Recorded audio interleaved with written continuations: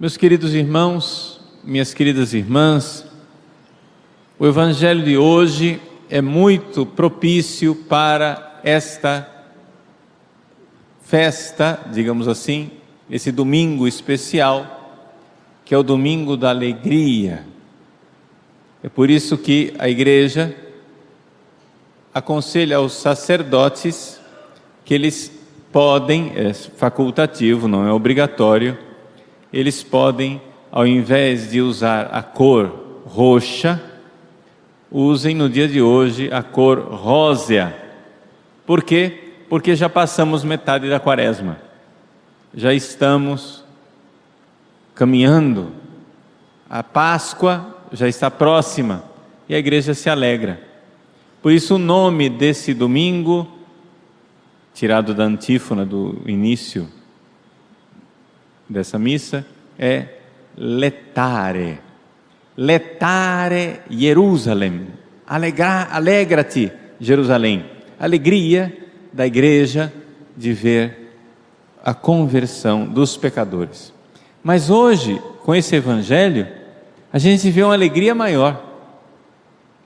E que alegria pode ser maior do que a alegria da igreja de ver o pecador se arrepender? É a alegria de Deus. A alegria de Deus de ver nós nos arrependendo. O Evangelho se conclui assim: era preciso festejar e alegrar-nos. Alegria de ver o pecador voltar para casa. Alegria. Então, a grande dificuldade nossa é que nós não entendemos a profundidade da alegria de Deus de ver o pecador se converter, porque nós não fazemos ideia do que seja um pecado. Vamos refletir um pouco sobre isso para a gente entender a alegria de Deus. Sabe por que a gente não entende o que é um pecado?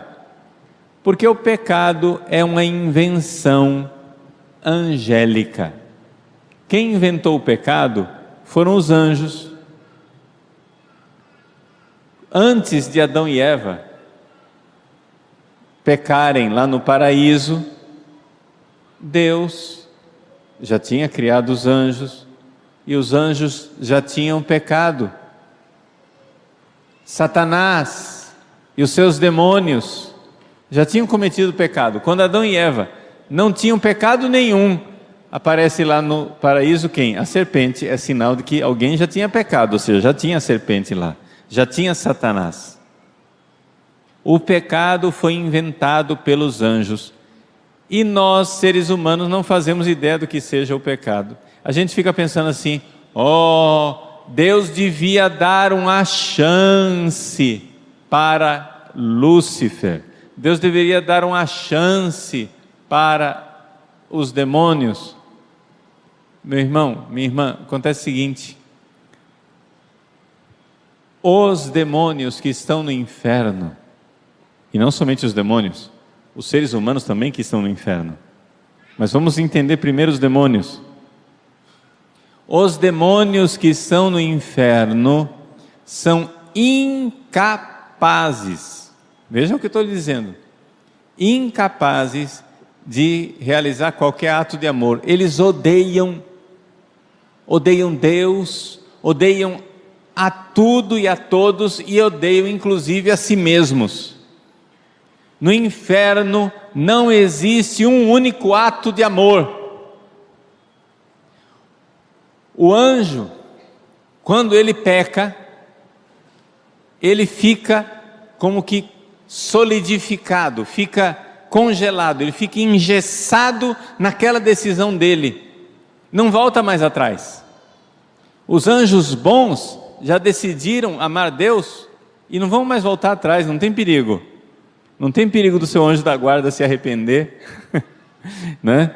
E de repente ele não querer mais amar a Deus. Não, os anjos já decidiram, eles estão vendo Deus face a face, eles já se decidiram. Já os demônios, eles se decidiram. E é aqui que vem a coisa. Para nós entendermos o que é o pecado, nós temos que entender que quando nós morremos, no momento da nossa morte, se você estiver em pecado, você se torna, a sua alma, acontece com ela a mesma coisa que acontece com os demônios. Ela fica congelada naquele ódio. O ser humano que está no inferno não é capaz de amar nada e nem ninguém. Deixa eu dar um exemplo cruel. Deus nos livre, Nossa Senhora nos proteja, Deus nos livre de uma desgraça assim. Mas faz de conta, vamos supor, uma mãe que foi condenada ao inferno.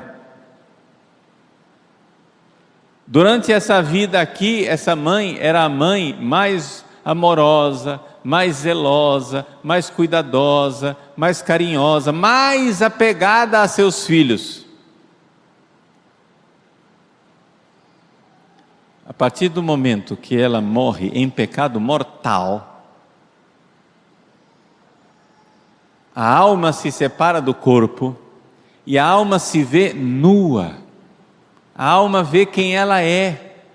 É por isso que a gente não entende o que é um pecado, porque tem o corpo atrapalhando. Entende? O nosso corpo não vê a nossa alma direito. Para a gente ter acesso à nossa alma, a gente tem que se esforçar, se concentrar. Mas vejam, quando a pessoa morre, a alma se separa do corpo e pronto. Aquela pessoa fica agora tomada pelo ódio. Isso quer dizer o seguinte, que uma mãe no inferno, novamente, Deus nos livre disso acontecer com a nossa mãe, pelo amor de Deus.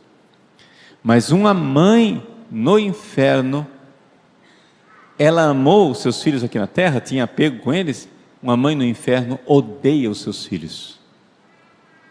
Ela odeia Deus, ela odeia a si mesma e ela odeia os seus filhos e odeia a todas as pessoas que ela possivelmente amou aqui na terra. O pecado é assim. Isso quer dizer o seguinte, gente: ainda tem tempo, ainda há tempo. Enquanto nós estamos nessa vida, ainda existe tempo de nós nos arrependermos. Nós podemos voltar atrás. Os anjos, eles não têm tempo. Eles não voltam mais atrás. Quem ama Deus para sempre, e quem odeia Deus para sempre.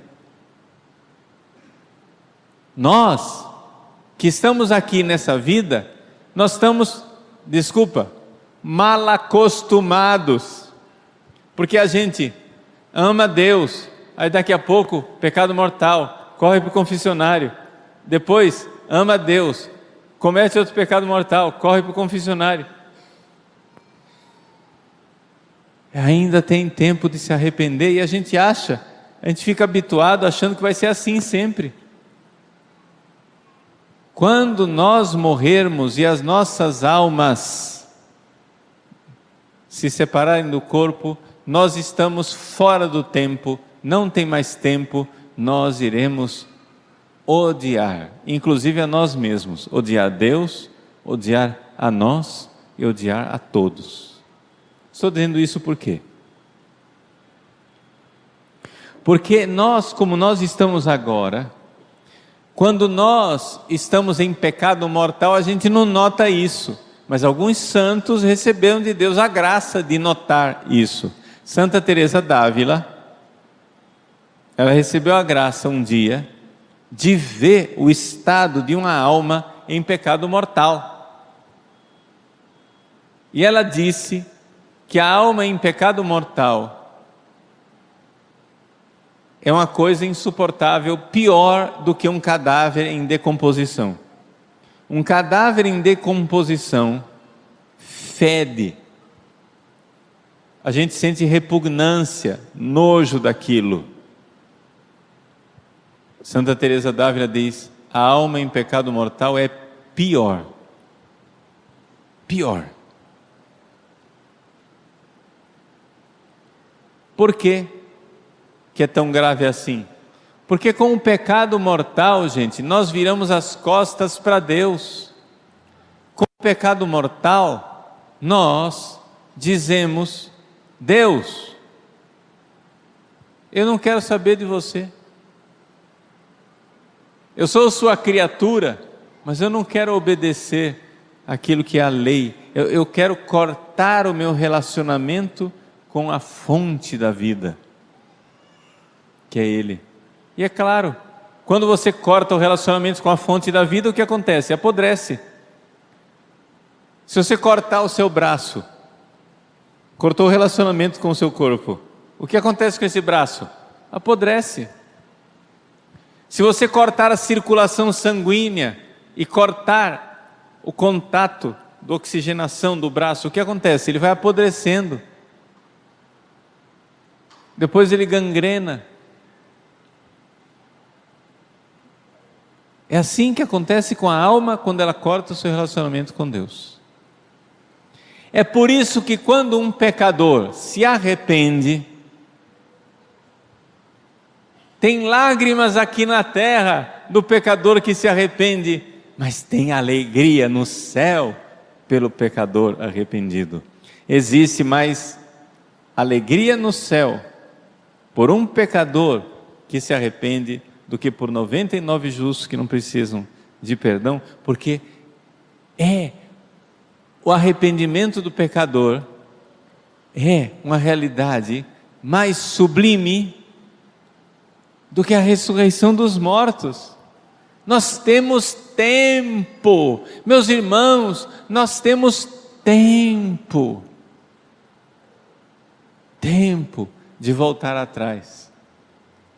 Nós estamos aqui, nesse mundo, nós não morremos ainda, nós temos tempo de ressuscitar a nossa alma. Se alguém estiver em pecado mortal, né? Tem tempo. Não pense que o pecado é uma coisa simples. Você dá de ombros assim e diz: eu confesso depois. Não.